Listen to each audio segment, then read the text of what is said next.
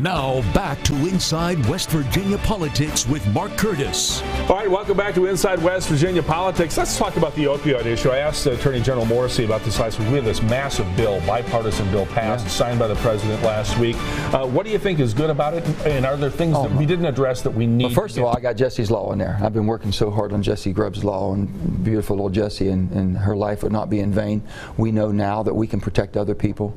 We've worked very hard on that. But it finally addresses, and here's the thing, the sad thing, Mark, about all this. The only thing that's been keeping us bipartisan in Washington has been our military and our veterans. We all basically support the military, Democrats and Republicans. We want to make sure that they can defend our country and keep us safe. And our veterans, we honor them by giving them the best service when they come home. That has kept us bipartisan. Now we have a vote of 99-1 on a piece of policy, which doesn't happen. And now the other thing keeps us bipartisan is opiate addiction or drug addiction.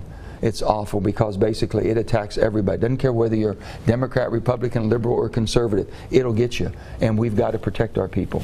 I would love now that we can move into and maybe open up the dialogue to the lifeboat bill. I've got a bill that says, hey, the pharmaceutical companies that Patrick Morrissey has basically lobbied for when he was in Washington and made an awful lot of money on, make them pay 1 penny per milligram so that we'll have permanent funding for treatment centers. I'm working on all of these things, and maybe now we have a chance to bring it together. Well, let's talk about this because obviously some of the sharpest elbows in this campaign have been directed at both of you for your ties to the pharmaceutical industry.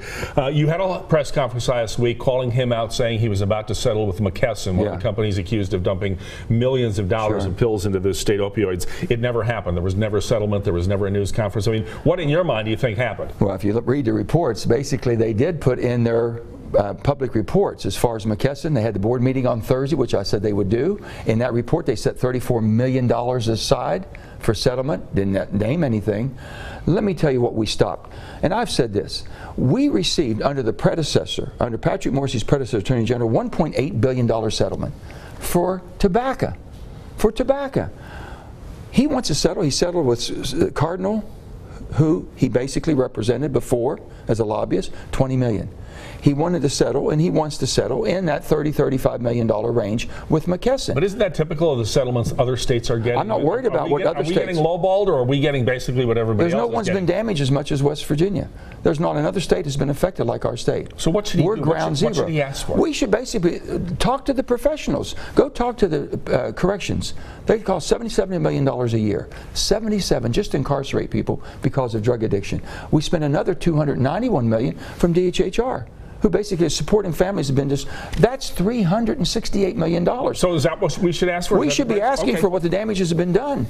You can't just have a slap on the wrist for the people that basically have taken advantage. McKesson, we can't even get him to turn over his records, Mark. 1 year, they had to take him to court. You're taking the basically highest law officer in the state of West Virginia to court to say, be transparent. Let the people see how you're engaged and involved. Conversely, he says when you were governor, there was another drug settlement, and you tried to take $3 million of that settlement and buy a helicopter for the governor's office. Mark, I have never heard anything so ridiculous. If someone in my administration had sent anything like that, I have no idea, but the bottom line is nothing ever happened. That's not accurate at all. If somebody said something and referred to it, I can't answer for every note and every basically email went back and forth. I can't answer for that. If it happened, I can just tell you that was not the desire and that was not the end result, and nothing like that happened. These helicopters belong to the state police and DEP. They use it continuously to protect our state.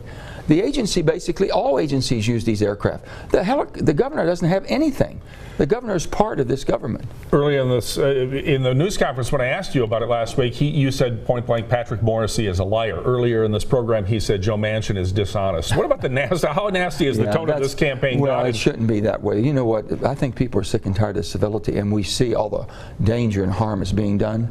We've got to tone down the rhetoric. You can't be tweeting out and saying things. You can't just call people names. Let's talk about it in a professional way. So I would say to Patrick, let's be able to discuss our differences. Let's show the people where we've come from, what we stand for, and how we're going to govern. I have a long history in West Virginia, being born and raised here and governing here. And I think that people know that. It's all about West Virginia for me. It's not about Democrat or Republican. I don't, you know, this tribal mentality, Mark, you're on one side, I'm on the other. That's not, the tribe I belong to is the American tribe. The best association of that tribe is the West Virginia tribe. I brought people together and will always bring people together, and I have a lot of Republican friends that basically agree that it's about West Virginia, not about politics. Let's leave it there. Senator Joe Manchin, Democrat, West Virginia. Of course, early voting is now completed in West Virginia, so the only thing folks can do is actually go to the ballot box Please Tuesday, go vote. November 6th. Please go vote. Senator Manchin, thanks for being here. We'll see you.